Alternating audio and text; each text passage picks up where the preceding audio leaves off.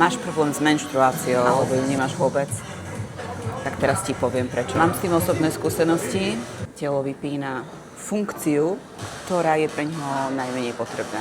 Keď som začala súťažiť, tak som nemala menštruáciu 3 roky. Mala som salón, mala som malé deti, mala som muža.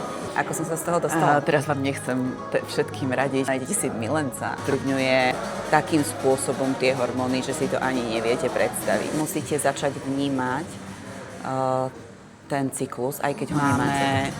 4 rôzne obdobia. Pokiaľ nepodceníte tie fázy predtým, tak vtedy ste naozaj nezastaviteľná. Potom proste sa úplne zacyklíte. No a presne takto by mala fungovať každá jedna žena. Ale odporúčam zahodiť ju do koša. Máš problém s menštruáciou, alebo ju nemáš vôbec? Tak teraz ti poviem prečo. Nie je to kvôli cvičeniu. Nie je to kvôli strave, kvôli tomu, že máš nízky príjem. To nemá s tým vôbec nič spoločné. Dokonca si dovolím tvrdiť, že to nemá nič spoločné ani s nedovolenými látkami, ani s inými výživovými doplnkami. Jediné, čo ovplyvňuje tvoj cyklus nepriaznivo, robí ti PMS, zlé stavy, výpadok menštruácie, je stres.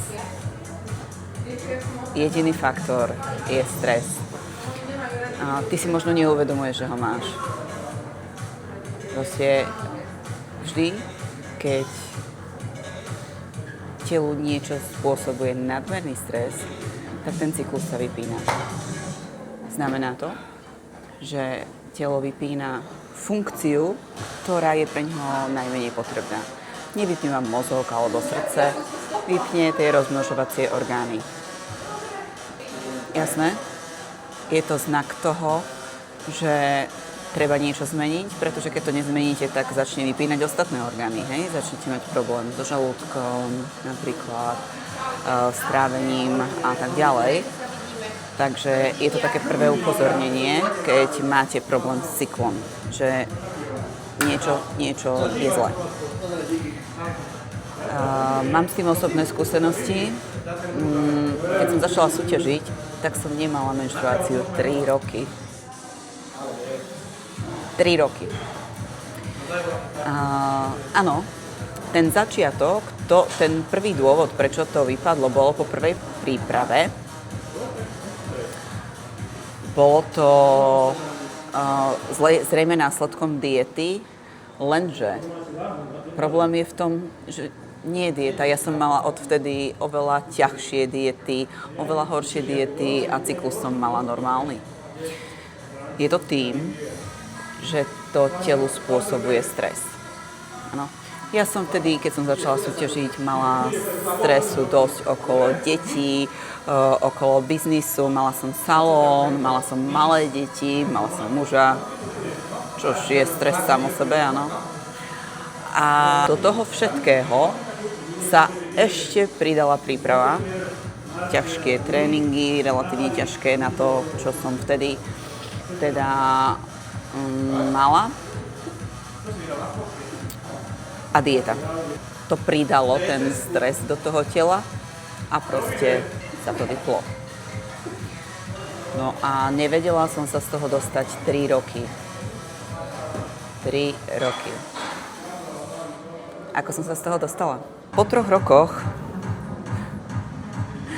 som odstránila úplne iný stres, ako by ste si mysleli. Neprestala som cvičiť. Ja som tie 3 roky skúšala pribrať na váhe, menej cvičiť, fakt všeličo, výživové doplnky a tak ďalej. Potom vlastne som si našla milenca. Fakt reálne. Rozviedla som sa. Proste viete, čo to spraví s vami po 17 rokoch v manželstve, 2 roky nefunkčnom, keď na toho príde niekto nový, no do mesiaca bol cyklus naspäť. Teraz vám nechcem všetkým radiť, choďte a nájdete si milenca, áno. Chcem len vysvetliť to, že ten stres, ten kortizol ovplyvňuje takým spôsobom tie hormóny, že si to ani neviete predstaviť. No a vlastne vtedy som sa začala o to zaujímať, lebo samozrejme, že sa to stalo znova. Fungoval mi cyklus možno pol roka a potom znova v ďalšej príprave na pol roka out. No a začala som sa tým zaoberať, že čo, prečo, ako a vlastne prišla som na toto. A takisto musíte začať vnímať ten cyklus, aj keď ho nemáte trebárs. A keď ho máte, tak tým duplom. V tom priebehu toho mesiaca máme 4 rôzne obdobia. 4 týždne a každý týždeň je iný. Každý týždeň ste iná. Je tam menštruačný týždeň, vtedy vieme, že sme také, tu ma polož a tu budem, donies mi čajík, donies mi slinku. Hej.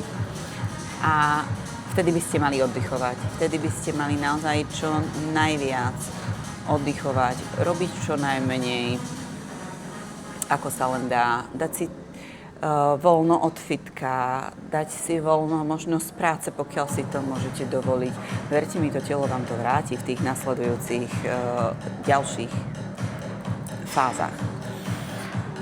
Tá ďalšia fáza, kde začína teraz,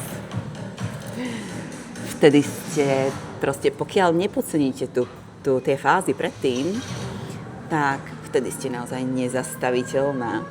Vtedy dokážete spraviť dvojnásobok roboty, dvíhate vyššie váhy, potrebujete menej jesť, menej spať, proste energia super ženy. A pripadáte si stále viac a viac atraktívne. To vrcholí v 3. fáze, v ovulačnej fáze, kedy si pripadáte krásna, všetko je fajn, pokožka svieti, žiari a všetci muži z vás padajú na kolená. Áno, to je tá najkrajšia fáza, vtedy máte aj najviac energie a vtedy máte špeciálnu schopnosť ovplyvňovať iných ľudí. Takže keď máte nejaký dôležitý meeting, chcete niečo dosiahnuť, alebo chcete trebať aj s tým partnerom k niečomu dospieť, niečo od neho potrebujete, skúste to v tej fáze. A myslíte na mňa. A potom, prosím, dajte mi koment. Napíšte mi to do komentára, že to naozaj pomohlo. No a potom príde tá fáza, najhoršia v podstate PMS. Len pozor, PMS nemá byť bolestivé. Nemáte sa chcieť zabiť. Proste, áno, môžete byť viac unavené, môže na vás doliehať taká nervozita, ale dá sa to regulovať. Najlepšie, akým spôsobom regulovať tú nervozitu, je tréning. Proste rešpektujte to svoje telo a vtedy, keď dostanete tie nervičky, choďte do fitka, alebo choďte sa prejsť, nechoďte jesť. Ne? A to je to, že vždycky mám nervy, tak potrebujem si dať niečo sladké. Nie. Fakt, skúste to, buďte v tomto disciplinované. Choďte von, choďte sa prejsť, napijte sa vody. Upracte dom, nie je to jedno, proste niečo robte a vtedy sa ukludnite a nebudete potrebovať toľko jesť. Potrebujete viac oddychovať, aby ste menej jedli, pretože presne to je ten dôvod, prečo siahate po sladkostiach pred menštruáciou, pretože ste nevyspaté, ste unavené a potrebujete jesť. aby ste to vydržali a tak, no a potom proste sa úplne zacyklíte. Hej, lebo jasné, jete viac, tým pádom sladkosti, tým pádom to telo pýta ešte viac, vy si všimnete, že začínate priberať, začína vás zalievať, do toho ešte je retencia vody, no celé zle. A vy skončíte psychicky úplne na prášky, proste pretože a toto sa deje každý mesiac. No, ako sa tomu vyhnúť je naozaj oddychovať, ísť cvičiť, keď na to energiu máte a vybiť ju, alebo upratovať, alebo robiť čokoľvek, akúkoľvek fyzickú prácu, pokiaľ na vás príde tá nervozita, tá agresia až, hej. No a ďalšia vec, čím je táto fáza a čo by ste si mali uvedomiť a rozvíjať, je to kreatívna fáza. Vy máte zvýšenú schopnosť kreativity práve pred tou menštruáciou. Všimnite si to na sebe, že vtedy dokážete tvoriť, vtedy máte nápady, také, ktoré by vám normálne neprišli. Odporúčam zapisovať si všetky nápady, pretože ich môžete použiť potom v tej výkonnej fáze, hej, po tej menštruácii a môžete ich zrealizovať. Tu ich vymyslím, tu si ich premyslím a tu ich zrealizujem. A v tej ešte ďalšej fáze o tom presvedčím okolie. Easy? No a presne takto by mala fungovať každá jedna žena. Presne toto je feminínna energia, ktorú treba využiť v svoj prospech. Či už v biznise, či už v tréningu, či už doma.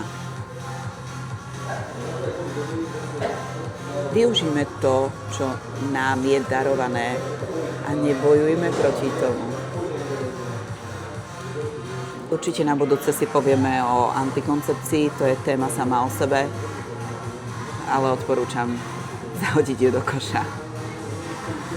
Pretože to vám absolútne všetko toto, čo som vám dneska povedala, tlmí a robí z vás robota, dáva vás do maskulínej energie a môžete sa vy snažiť, koľko chcete, byť feminínne, operovať z tej energie.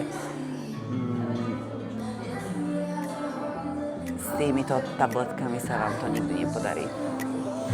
Takže o tom na budúce. Ďakujem vám za pozornosť a kľudne mi dajte do komentu, čo by ste chceli na budúce, či sa vám video páčilo, nepáčilo, čokoľvek. Len so mnou komunikujte, ja som rada. Ja si všetky komentáre čítam a teším sa z nich.